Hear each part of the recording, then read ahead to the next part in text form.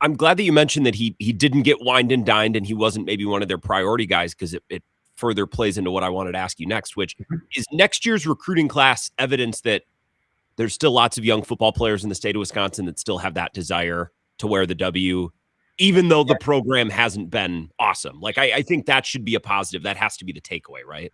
Well, absolutely. I think there's a confluence of circumstances. First of all, not every year do you get 10 guys who are Wisconsin Badger worthy from inside the state. We've seen years where Wisconsin offered one guy from the state or a handful.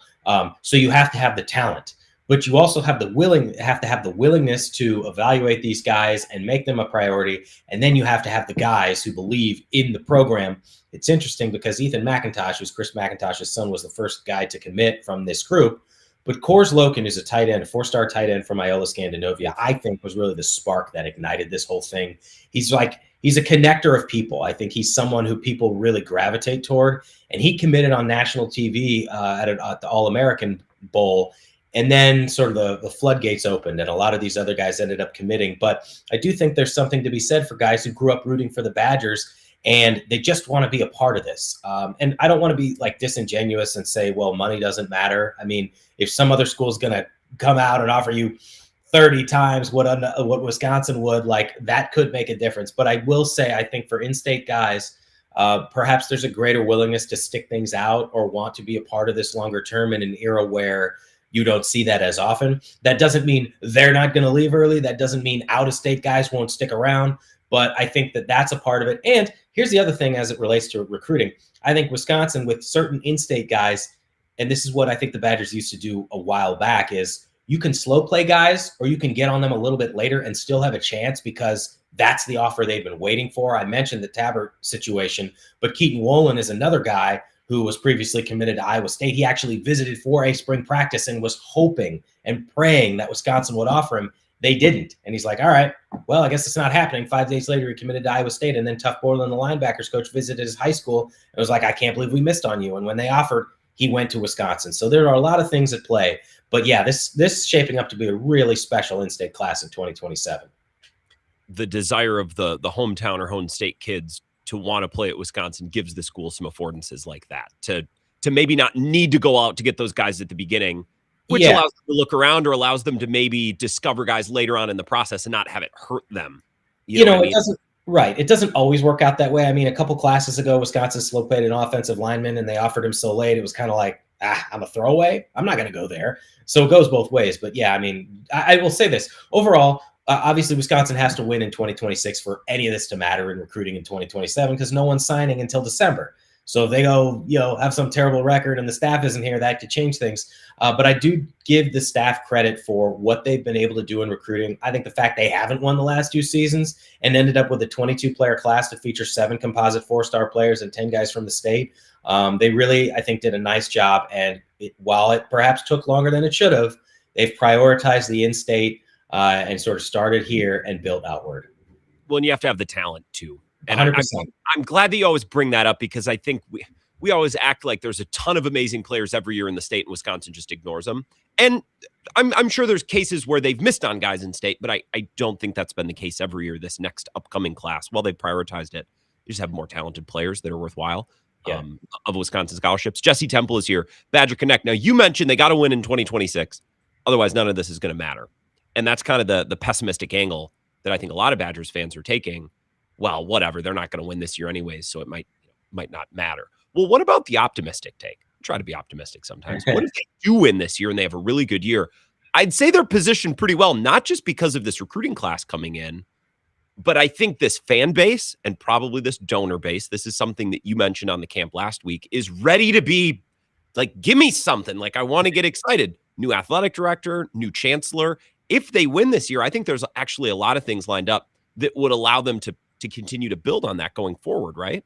Yeah, I would think so. And before, when you were talking about a pessimistic viewpoint, I thought the statement about they have to win now or it doesn't matter is just the realistic viewpoint. But the pessimistic is, they're not going to win, so what does it matter? But to your question, yeah, absolutely. If Wisconsin has a breakout year, this is what Badgers fans have been clamoring for. And I think it's interesting. Every fan base is different, but how you feel relative to what the expectations are, because for so long, I'm not going to say we were spoiled. I'm not going to use like what Barry Alvarez said. But I think the expectations were such that when Wisconsin was consistently winning 10 games, but coming up short of the playoff, it was like, maybe you didn't fully appreciate what it took to get to 10 wins because we were focused on how they were just shy of reaching that next level. But now when you've gone 2 consecutive seasons without a winning record for the first time since the 80s and early 90s, it's like an 8-4 season will feel so much different than it would have coming off a 10-2 season.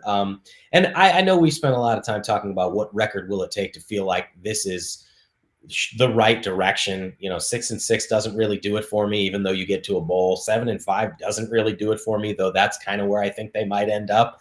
8-4, and you're starting to feel like, okay, I mean, have you beaten some of the rivals you've been losing to? Have you been competitive with some of these other teams? Have you won the 50-50 games? But if they get to 8-4 or somehow have a better record than that, yeah, absolutely. I think people are going to be really enthusiastic about what this means because of the talent they brought in this offseason with the increased financial investment and the recruits they have coming in for 27. So I just think that if this year goes well, all of those things are lined up. And I love what you said about how 8-4 will feel that much better, than it would have 6, 7, 8, 9 years ago, because the Badgers would win 10 games. And to your point, we would be trying to figure out how they get to 11 or 12. Whereas now, I think the re-expectation or the resetting of expectation for a fan base is another thing that could work out for Wisconsin. Like you said, I think that's something that's worth considering. Yeah. 8 years ago, it would be the most exciting 8-win season in my lifetime. And that's not an especially high bar. They don't need to win 10 games. 8 might be difficult. You think 7-5 is maybe that's where you would bet them to end up? No way. This is an impossible question. I mean, yeah, obviously it means that the bar has been low if you look at 8-4 and say what drastic improvement. But let's be real, they went 4-8, coming off 5-7. I don't pretend to know who is on these other teams and how good they will be when I'm still learning the names of the guys on Wisconsin's roster. Nobody thinks they're going to beat Notre Dame. They're going to be probably 20-point underdogs in that game. That would be a stunning upset that would probably change the trajectory of the entire season. But you look at a lot of these other matchups and it feels like Wisconsin either might not be favored or it'll be a toss-up. And I don't sit here and pretend to know what type of effort it's going to take to beat UCLA at the Rose Bowl or even Michigan State in Pat Fitzgerald's first season. They haven't shown they can beat Iowa and Minnesota. There are a lot of teams that they're going to have to step up to and beat. Even Maryland, going on the road to Maryland after you got embarrassed against the Terrapins at home last year. There's a lot of things that have to go right to get you to 8-4. And so it's certainly not out of the realm of possibility, but I'm taking a cautious approach here on I need to see them do this. And not just in November. I know they did it against 2 top 25 teams, but they had lost 6 games in a row. So you were at a point where, I mean, even though you did that, you still weren't going to a bowl game. So can you do it at a consistent enough level to build that excitement? Well, and last year too, I think the way the season ended against Minnesota didn't do away with those wins against Washington and Illinois, but I don't know. It really didn't end the year. If they had won 3 in a row and got the axe back at the end, that would have been, I think we'd talk about last season a lot differently, despite the win-loss difference only being a game. But the fact that they showed up and it wasn't even a good game against Minnesota. It wasn't even competitive.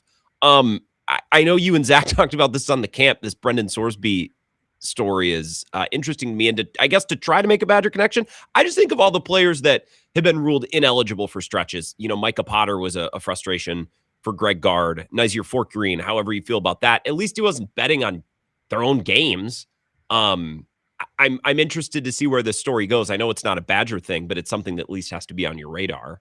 And covering college athletics for as long as you obviously have lots of different precedent situations for players fighting for eligibility. I mean, this whole thing is so crazy. It's funny how far we've come, I guess, because the name to me that is inextricably linked to this, because it's just betting on your own team, is Pete Rose, and he got a lifetime ban. And I think the only time that anything positive happened, moving toward Hall of Fame induction, was after he died. Right? So yes. It's and this has been lifted. They kind of said it was a lifetime ban. Yeah. You can try to sugarcoat it and say well, he bet on his team to win or whatever. I just feel like, and I talked about this with Zach, that to me is like the cardinal sin in athletics. I know that there are other things, people can get punished for drug use and all those types of things, and things that are off the field. But like when you're gambling on your own team, it just completely sacrifices the integrity of the sport, when like that's why people show up and support athletics in general. Is what happens when everyone gives their best effort, or if one team isn't good enough. But if it's clouded because you're tanking, I mean, I guess I think of Blue Chips too. That movie is just now at the forefront 30 years later. In general, though, like a 2-game suspension for this against teams that it won't really matter against, and then Texas Tech and the AD going to bat for Sorsby, it's totally disingenuous. Because as I said to Zach, if this were the no-star walk-on or even the third-string quarterback, you wouldn't give a crap. I mean, hopefully you would support him through a difficult time, but not in the way that meant he was playing games. You're doing this because you're paying him millions of dollars, because you've got millions of dollars at stake, because you want to win right now and get to the college football playoff, and because in his last 2 seasons at Cincinnati, he was a 2-year starter and his statistics were ridiculous. I think he had 45 touchdowns and 12 interceptions. And that's why you're doing this. And I'll be interested to see what the recourse is overall. We've seen certain teams like Georgia and Nebraska suggest that nobody in any sport should play Texas Tech. Maybe that's the best way to do it, because if the Big 12 and Texas Tech isn't going to do anything about it, who can? Well, and that's the thing that interests me is I feel like the most powerful entities in college football are the conferences, especially the Big 10 and the SEC, as we've discussed. And I saw today that all of the other, Big 12 schools held a conference call today. Like, does the conference have the power? I mean, they could just not show up and play games, but I don't think either of us are naive to think that that's actually going to happen. But can a conference itself wield enough power to affect change in a situation like this when the NCAA can't? I don't know. That interests me a little bit, because that, I don't know, speaks to who holds the power in college football moving forward. Your Badger Bite, as a former cross country and track runner myself, very near and dear to my heart, talk about this, because I don't think if it's a sport that you've covered in a Badger Bite, it hasn't been recently. No. So talk to us about this week's video. Yeah, this one is with Mick Byrne, who's been the director of cross country and track for both the men and the women. He's retiring. His official last date is at the end of June, but they're at the NCAA championships right now, actually in Oregon. And he spent 18 years at Wisconsin, 24 years before that at Iona. So he's completing a 42-year career and has a lot of great stories, and has kept these programs at Wisconsin at an unbelievably high standard. So we were able to talk about his start as a coach and what led him to Wisconsin, because he had no intention of going. And then he came out here and saw people protesting, and as he put it, how they gave a damn about things outside athletics. And he's like, I have to be a part of this. And so that's the Badger Bite this week. Shout out to Mick Byrne and a legendary career. I will give a short plug for the next Badger Bites, which is next Wednesday, because it's a really good one. I had a great conversation with Melvin Gordon, who was recently inducted into the UW Athletics Hall of Fame 2026 class. So we had a discussion. I always enjoyed covering him because he was so candid and hilarious, even though he was a great player. And so he had some really good stories about his time at Wisconsin. And I also asked him, how many yards would he have rushed for if he had gotten to play 4 quarters against Nebraska? Because he didn't play the 4th quarter because they were whooping on the Cornhuskers. I'll save the answer for the Badger Bite or for what we run next week. More than 408. I'll tell you that. I hope the number started with a 5, because I think it easily could have gotten to 5. But by the way, just noticing, you'll put the hockey pads on, you'll wrestle. Let's put some shorts on next time we do a cross country Badger Bite. I don't know. I don't have the stamina. I don't have the stamina. I've got a few in the works. I'm going to be playing tennis against one of the women's tennis players who's about to turn pro. It's going to be 6-0 in 15 minutes, if I can make it 15 minutes. But I can't do long running endurance. It's just not for me anymore, Grant. That's why it would be entertaining. Well, if you want to see me yak on camera. Well, do you want clicks or not? We're in the clicks business. I appreciate your time. Thanks. And I look forward to that video with Melvin Gordon next week. Thanks, Grant. Talk soon. This is the Wisco Sports Show with Grant Bills on the Wisconsin Sports Zone Radio Network.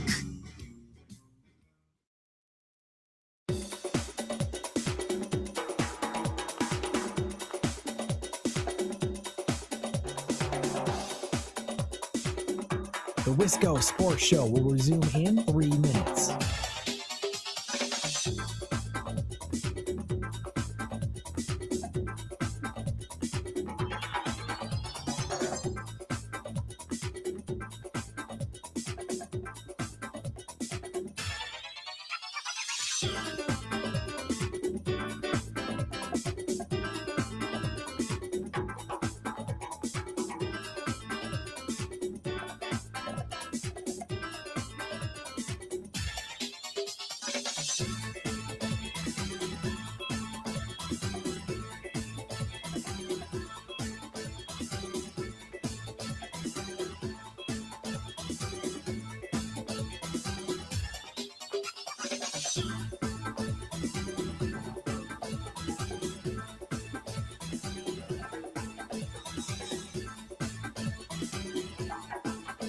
The Wisco Sports Show will resume in 2 minutes.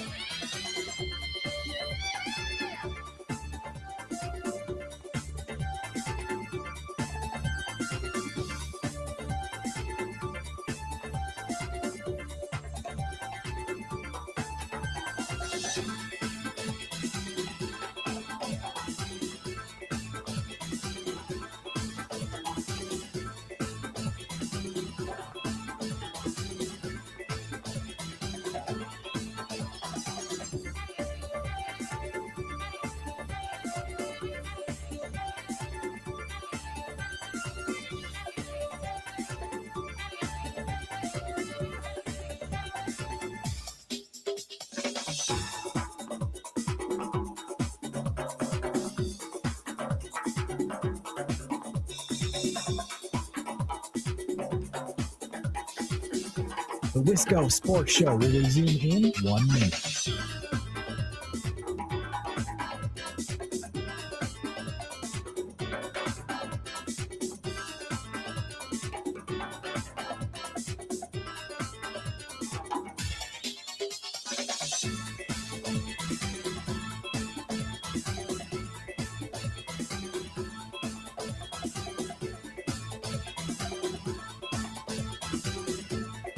The Wisco Sports Show will resume in 30 seconds.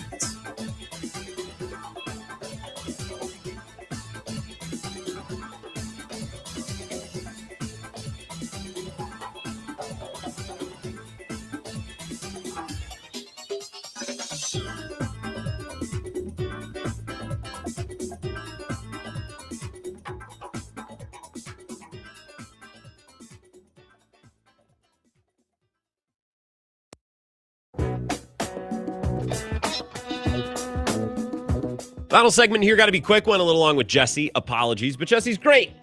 I said all I needed to say. Brandon Sproat, big start tonight.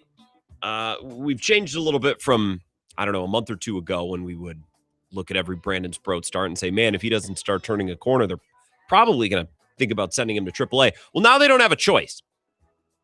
So Brandon Sproat's performance is more contingent on the, or connected to, rather, the health of the Brewers rotation rather than his job. Who are they going to send him down for? Tyson Harden? Coleman Crow? I'd be surprised. So Brandon Sproat, significant start tonight. And if the Brewers can get out of Vegas, that ballpark with 2 wins, great. They count.